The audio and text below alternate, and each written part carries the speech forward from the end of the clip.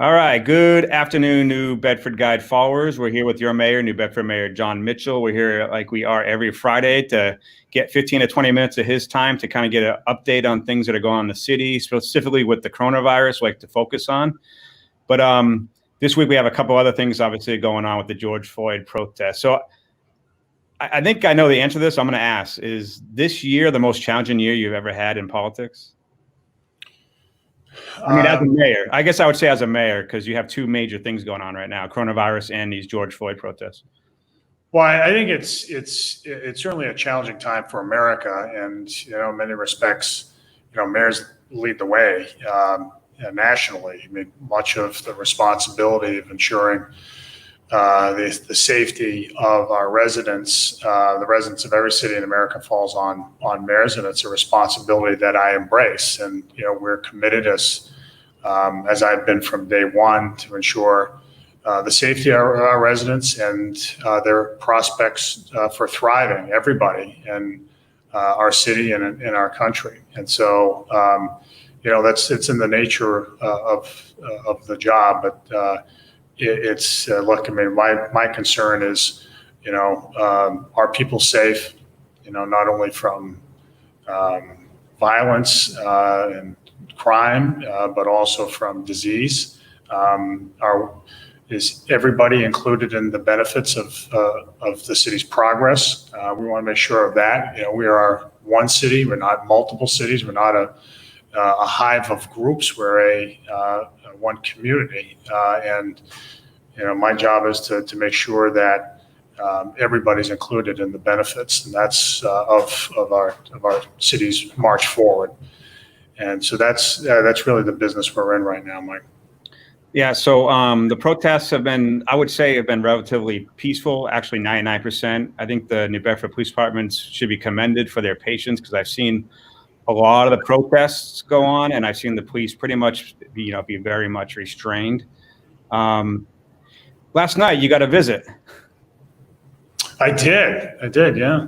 Why don't you time about that? So they show up to your house like around 8, 9 o'clock. Is that about the time? Yeah, no, look, yeah, so there was the protests moved in front of my house, and I had an opportunity to address the protesters. This was the third time that I've addressed the protests this week.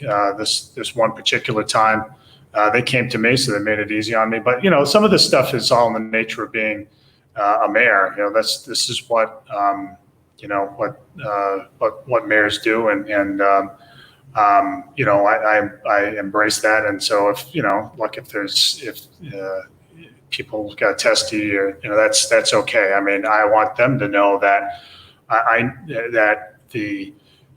their opinions are ones that I respect. I believe that we will only improve as a city if we continue to put those opinions out there and consider them in good faith. And it's and as I've said before to the protesters, I want to thank them for being as peaceful and as civil as they have been. And I want to thank the police officers for showing, considerable restraint and respect and magnanimity in the midst of this. What New Bedford's going through right now is something that the rest of America is going through right now. And what you're hearing are, a number of very heartfelt grievances that are legitimate, and we should take them to heart. Because, and I say we, I mean the capital we. Everybody needs to understand that this is our country, our city, and that only together we'll succeed.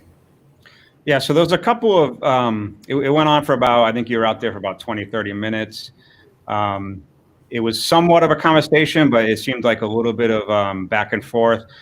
At one point, you actually offered, because Malcolm Gracia comes up a lot, and you offered to take a knee for them, and they kind of declined that. Did you take offense to that, or? I don't take offense to any of it, Mike. I mean, look, you've heard me say this over the years. young people being involved in politics, getting young people involved in politics has been, or in the public life of our city has been a challenge. What we're seeing right now is quite the opposite, which is a whole lot of young people getting out there and expressing their opinions. And even if I don't agree with their opinion on one point or another, they're involved. And so what I've encouraged them to do in all these matters is to stay involved. Don't let this be just sort of a 1 week exercise.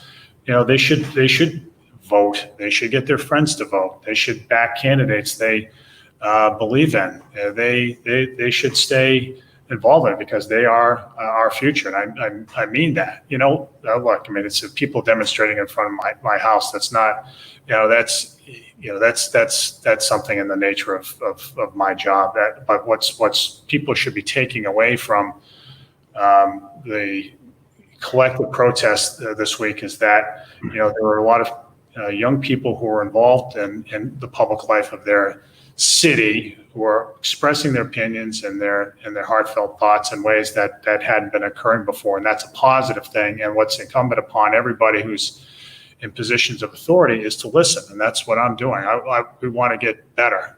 We've stressed the entire time I've been in my city, in my office in the city, that we've got to continue to look for ways to get better at what we do. We can't rest on our laurels.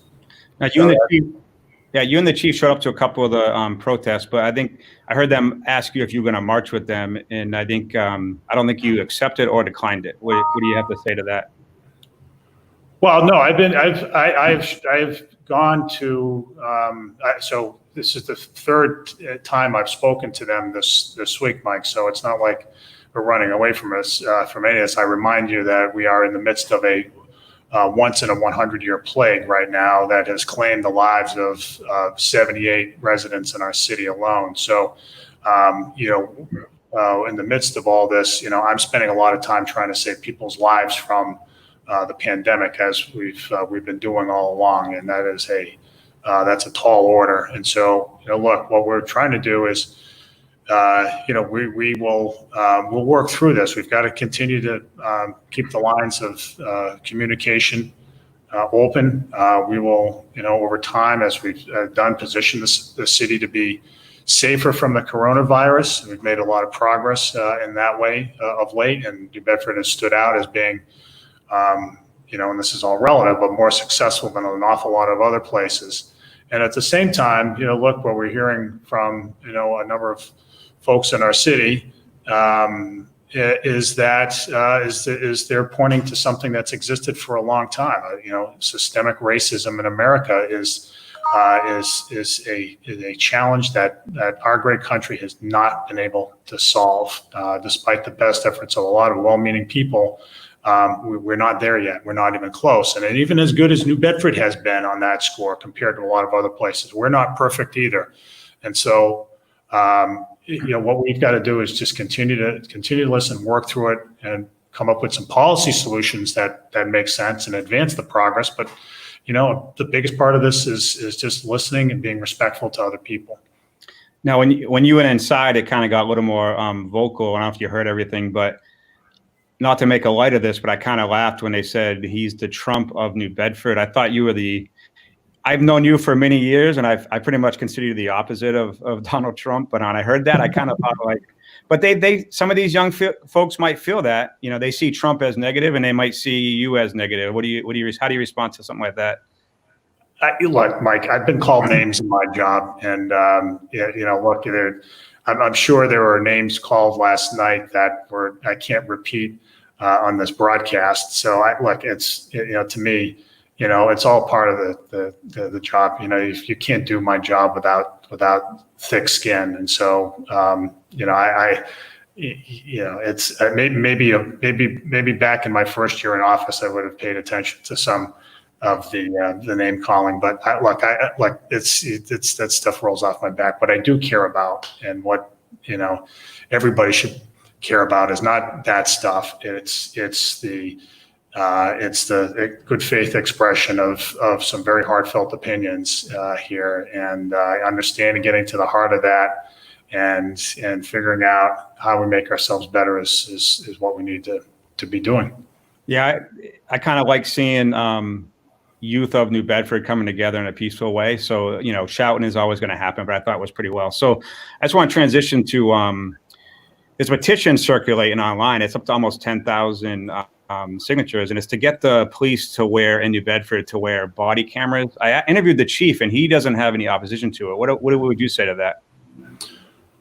Oh, I wish all of our officers could wear body cameras. I certainly agree with the spirit of it. It is something I think that has to happen at the state level for a variety of reasons. One, it's just extraordinarily expensive, and it's not just the cameras themselves; it's the systems, the backup systems, it's the FOIA requests, it's the management of the system. That is one of the reasons why you haven't seen body cameras in cities other than the biggest cities, which have the economies of scale to pay for them, or in communities, suburban communities around big cities that are very, very wealthy and can afford it. But as far as the policy question goes, yes, that's something that I'd like to see done, and we've already started to have some discussions with state officials about figuring out how the state can do it, because that's the reason. That's how it's going to get done. I mean, the other big limitation in a similar vein is, these kinds of things have to be subject to collective bargaining, and the police unions in most places, especially in the Northeast, including here in New Bedford, would say, you've got to pay for that.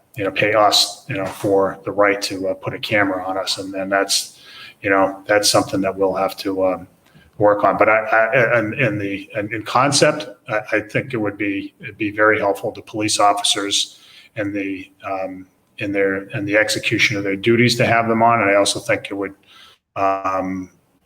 help build trust in departments, not just here but everywhere, if they wore cameras. So, would it be fair to say that your policy would be for it and the chiefs, but the union and the state legislation is the biggest obstacles to get to it?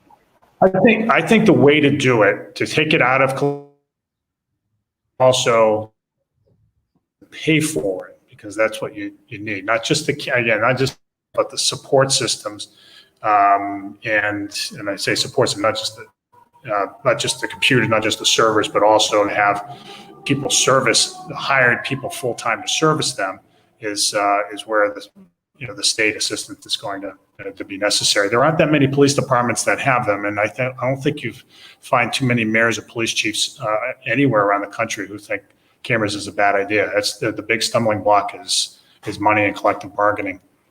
Okay, we'll reach out to the legislators and the police union. It's been tough to get the police union to respond to me, but I'll try. All right, I'm just gonna, because we only got about 4 minutes. I know you're busy. Transition to the COVID-19. So the numbers of cases of infection seem to be lowering, but we had 3 more deaths today since yesterday, and 5 before that. I think we're up to 8 in the past 3 days. So the death rate does not seem to be going down, even though the infections do.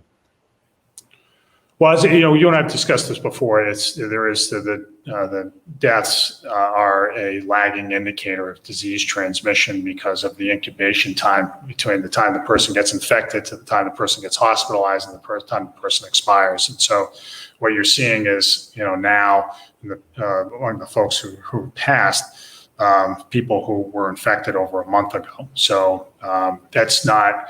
It is. And look, I mean, it is obviously the number that we want to go down more than any, for sure. And so don't get me wrong about that. And we've known people who passed from this, and it's not.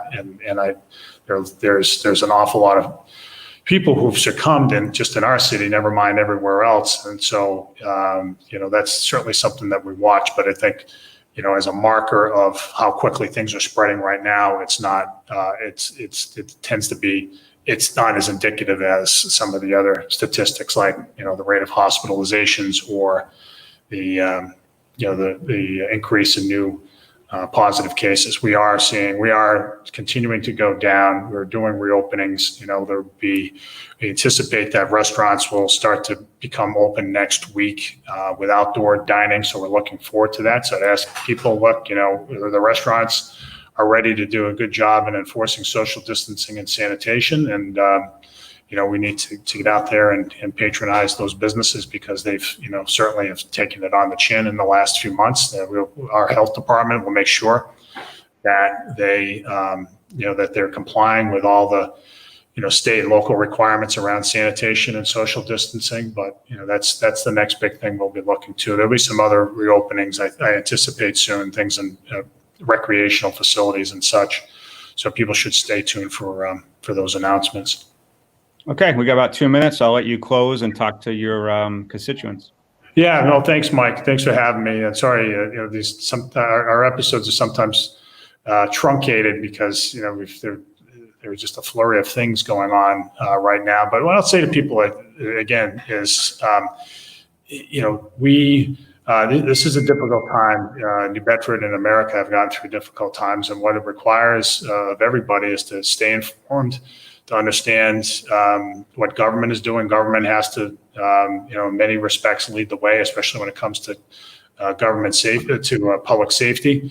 But in addition to what we're dealing with COVID, we're dealing with the fallout of or the manifestation of years and centuries of racism in our country, and we've got to take it. Everybody has to take it seriously. These are not just heartfelt opinions; they're very legitimate opinions that that we're all hearing right now, and we have to work together to confront them. We do better here in New Bedford than most places, but look, we can't rest on our laurels.